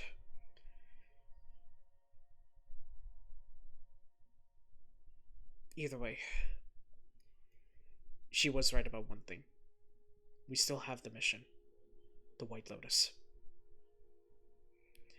I know I've heard about all of these issues going on with the Civil War and everything, but the White Lotus, the Wish. That's our mission. Mm-hmm. It would have been really great to have the help of the Fae come in, but clearly that didn't work in our favor. We could only hope we could rebuild our forces in time when the inevitable comes striking down. And we lost one of our lieutenants, Dee. Yeah. We've lost a lot. Most of our forces. But we're still here, aren't we? We certainly are. And Teddy. And Teddy too, but...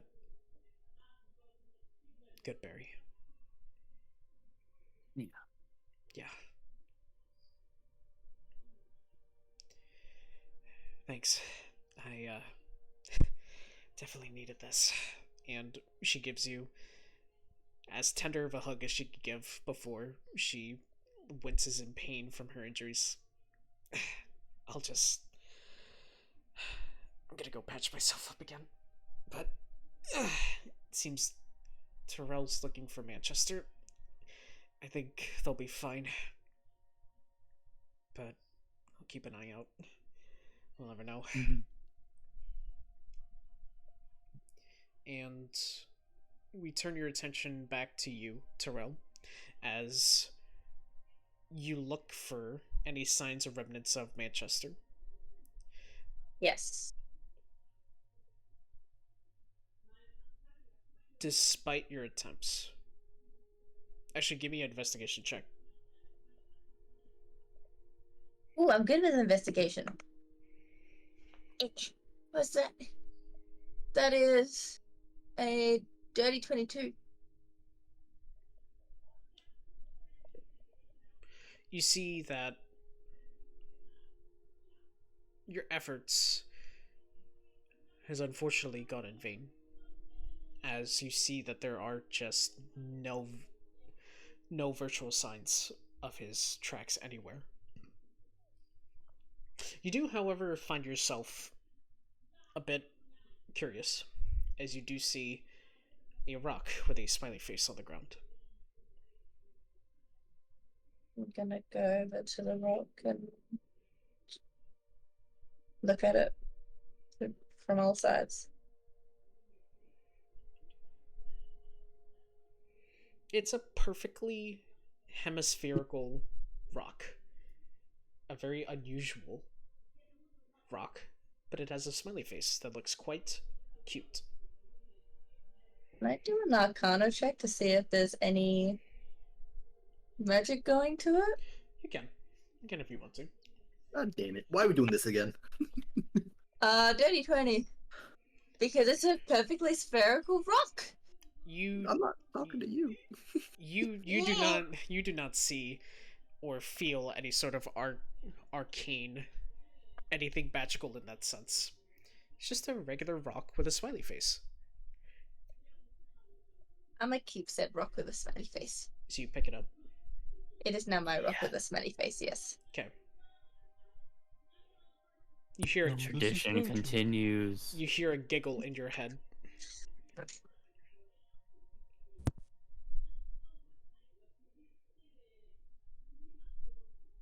Nothing else. Just a timid giggle. Is it a giggle that I know of? No. Shit. The tradition continues. It has to. What do you mean it continues? It No had other to option. continue. This is Yeah. look what campaign we're in. No, just, No, I had to wait and make sure it actually got picked up to say Yeah. the tradition does actually continue. yeah. Yeah, it's picked up. All right. So, what else does Terrell would? What else would Terrell like to do? Would they like to continue the investigation? Or Yes. okay. You continue investigating for what seems to be a couple hours. But despite your best efforts, you genuinely do not find any visible trace of Manchester. It's as if he disappeared from the sky. Wait, Manchester's gone? You said bye? Manchester went poof. I didn't know that. That's You're unfortunate. asleep. I also just came back. Yeah, okay. Manchester went poof. I should have done it again. I really should have done it again. I'm a nice person. That's unfortunate. Kiva's gonna walk back and head over to Varus. Go, hey, Varus, can I ask you something? Sure. What's up? Oh, I guess this is between a mother and an artificial mom.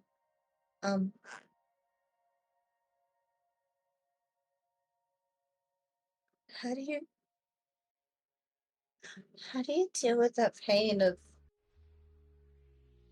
of losing them, or the thought of losing them, and someone you trusted, cared about, being the reason for it?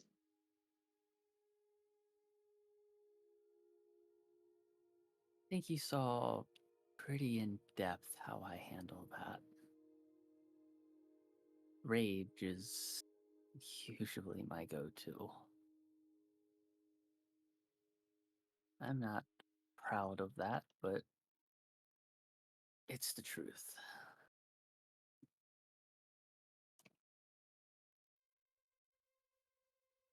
I just wanted to take care of her. And now all this, I mean, I thought that was what I was made for. To be a companion, to care for her, to make sure she was happy and smiling. She ate, she cut out, she had fun. And then when her dad came around, I would almost acted as if I was his own little wife. Why would he take that all away? I mean, he sacrificed his own daughter for his wife. And even that didn't happen.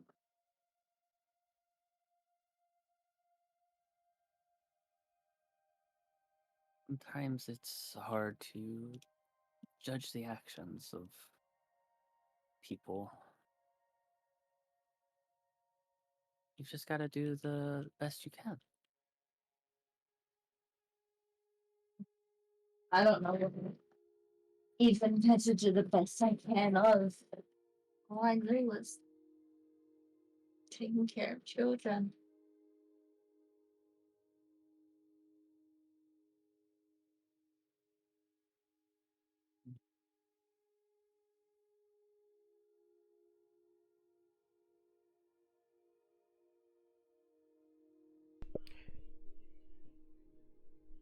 I'm sorry.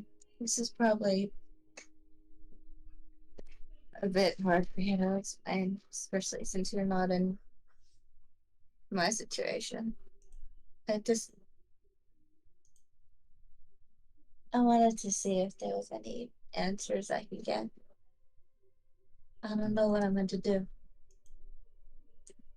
Especially not with this bloody talisman.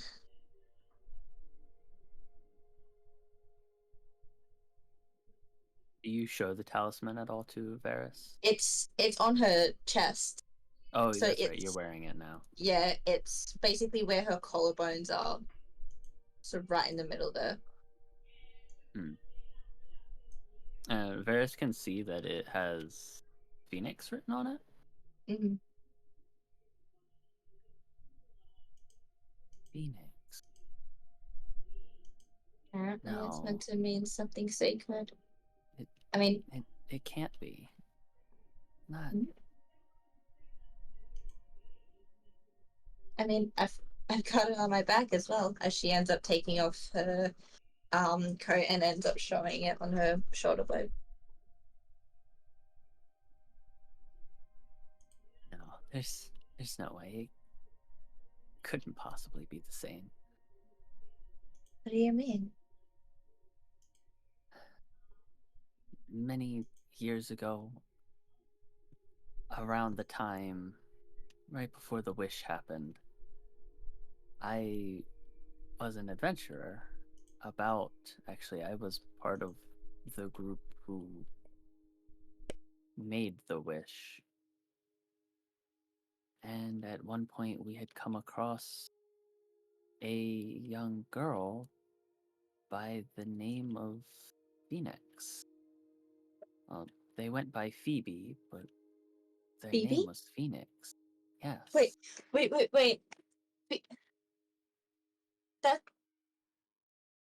That's my daughter's name. I guess not really my daughter, but that's the girl I took Kiva's name. She was Phoebe. Mm. What do you know? Well, Phoenix, what do you know about this? I don't know much about that talisman, but I do know we didn't get along very well with Phoebe. Honestly, it's been so long for me, I don't even remember why anymore. But that vision that we had, the girl on the temple stairs, that was her. But That was the temple where we first met her. she. It looks like she was dead. I've never seen that temple in my life at all. And I was there when she died. When she was sacrificed.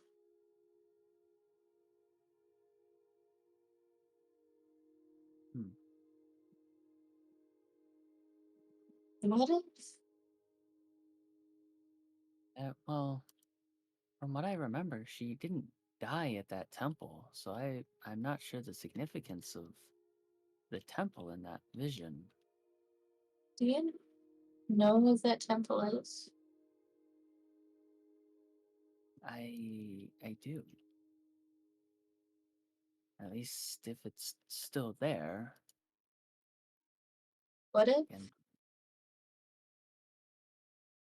And that sacrifice was because you guys knew her as Phoenix? Hmm. What if there's some way Davis gets his immortality from her? A phoenix is a creature that dies but gets reborn. Hmm. What if I wasn't there for her to be reborn?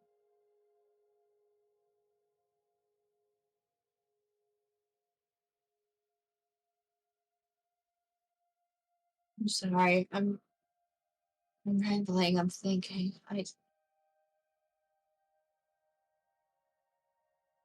miss my little girl. yeah.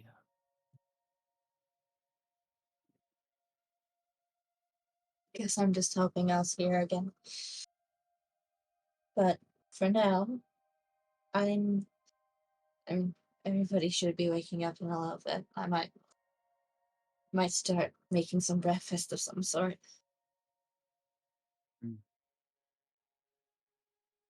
If you don't feel up to it, just remember I have ways to satiate the whole party for the entire day. Thank you, but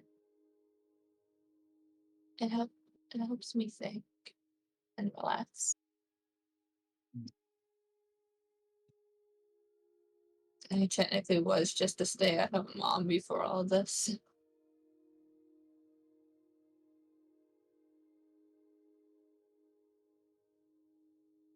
And Torel will start walking off and go to start making some breakfast for everybody.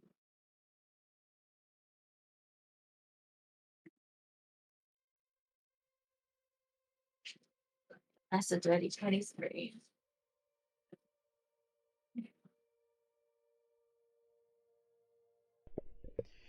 A 23, and I'm sorry, clarify for me what what the roll was for. For making breakfast. Got it. All right, so you end up making not too bad, not too bad indeed. Going with the evergreen special, literally, forged greens mixed into a delicious omelet with homemade French bread. Huh. Not bad. Not too shabby.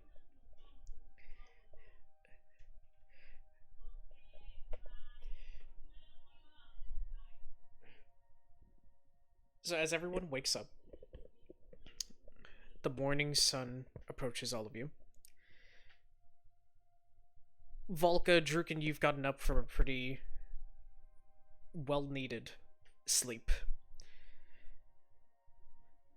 Sun is up, breakfast is ready, and you're ready to embark on your adventure. Would anyone like to do anything before I deliver the final details for this session? Mentally prepare myself for what I'm about to witness in the coming days back home. All right. Hope for the best. All right. Terrell, Ferris, was there anything you would like to do? Nothing that I can think of right now. Okay. Ferris? I will just give a description of what the party sees from Varys as they awake. Okay. They see, and Terrell, you would have seen this when you were having a conversation with Varys earlier. Mhm. Instead of her fiery red and orange that you have seen in the past, filled with rage, you now see almost an Eladrin filled with sorrow. Her skin is very pale with hints of blue in it. Her hair and eyes are ice blue, and all of her clothing is light blue, fading to grays and into dark purples. And I will post a picture in main chat. At this point, you guys can tell that Varys is now attuned to more of a wintry season as opposed to the summer she was attuned to before.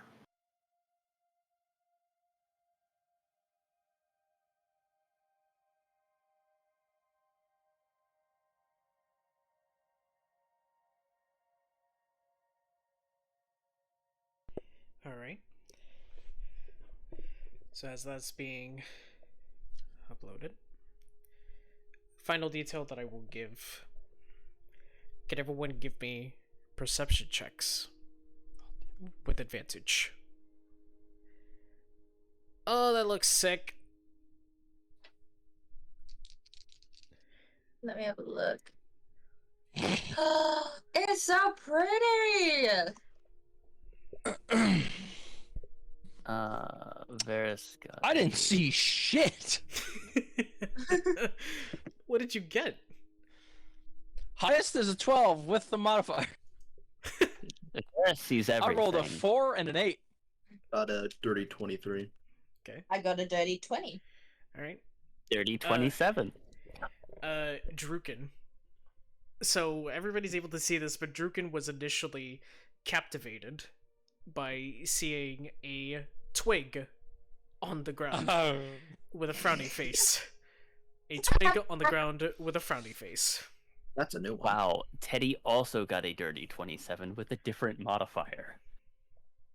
The rest, Teddy including, is able to see this, but Drukin just had to look at the twig with the frowny face.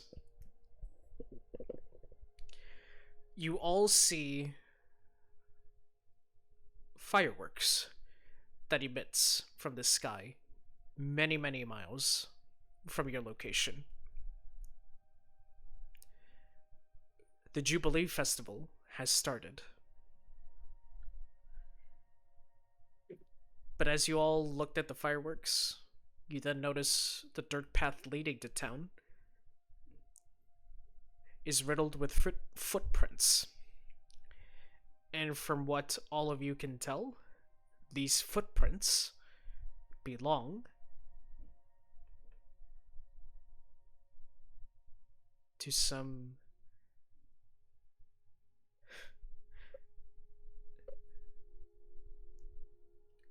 constructs.